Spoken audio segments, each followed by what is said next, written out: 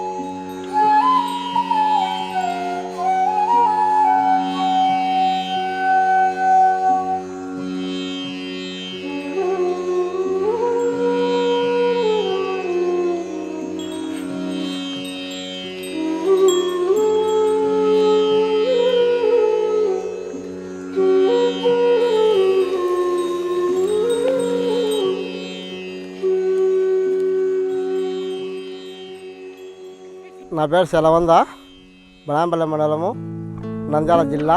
నేను 2 సంవత్సరాల నుండి ప్రకృతి ఎగసాయం చేయగలుగుతున్నాను.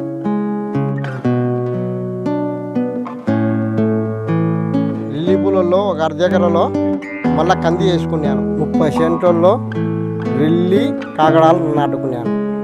ఒక అర్ధెకరలో ఆసుపత్రి వేసగలిగినాం. 1 ఎకరా చేపల చెరువు పెట్టుకున్నాం. గెట్లకు కొబ్బరికాయలు నాటినాము. ఇట్లా గెట్లకు వంకాయ నాటుకున్నాము. నేల చుక్కలు నాటినాము. మామిడి చెట్లు నాటుకున్నాము.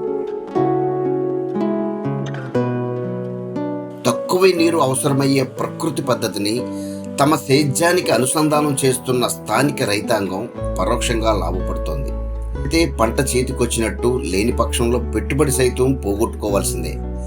అలాంటి ప్రాంతాలన్నీ నేడు పచ్చగా పంటలతో దర్శనమిస్తున్నాయి. ఏడాది పాటు దిగుబడులతో కళకళలాడుతున్నాయి.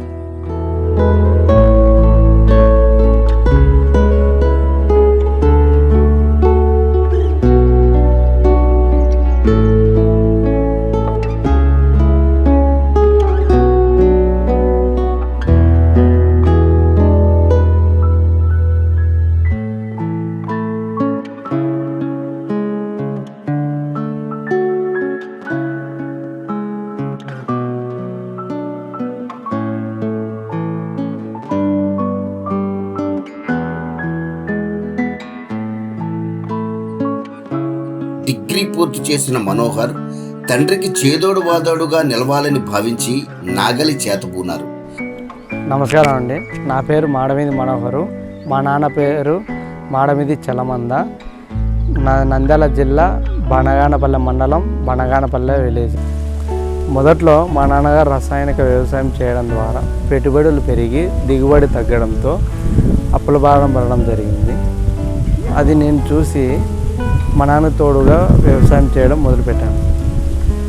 ఇదే సమయంలో తక్కువ పెట్టుబడితో సాగయ్యే ప్రకృతి పద్ధతి అందుబాటులోకి రావడంతో ఆ విధానాన్ని అనుసరించి ముందుకు సాగారు. ఇందులోని పంటలో పలు రకాల పంటలు ఏమేసానంటే లిల్లీ అనేటువంటిది 1 ఎకరా, అర్ధెకరా ఆసుపత్రి, 1 ఎకరా ఫిష్ ఫార్మింగ్. ప్రస్తుతానికి ఘనజీవామృతం చల్లి దుక్కు దున్ని పెట్టాను బంతిపూలు వేయడం కోసము. గత సంవత్సరంతో పోల్చుకుంటే నేను వేసినటువంటి ఈ పంటలో లిల్లీలో 1,00,000 రూపాయలు, ఆసుపత్రిలో 2 లక్షల రూపాయల దాకా వచ్చింది. దీనికి పెట్టిన పెట్టుబడి 40 నుండి 50 దాకా పెట్టిన పెట్టుబడి పోగా 2 లక్షల చిల్లర రావడం జరిగింది.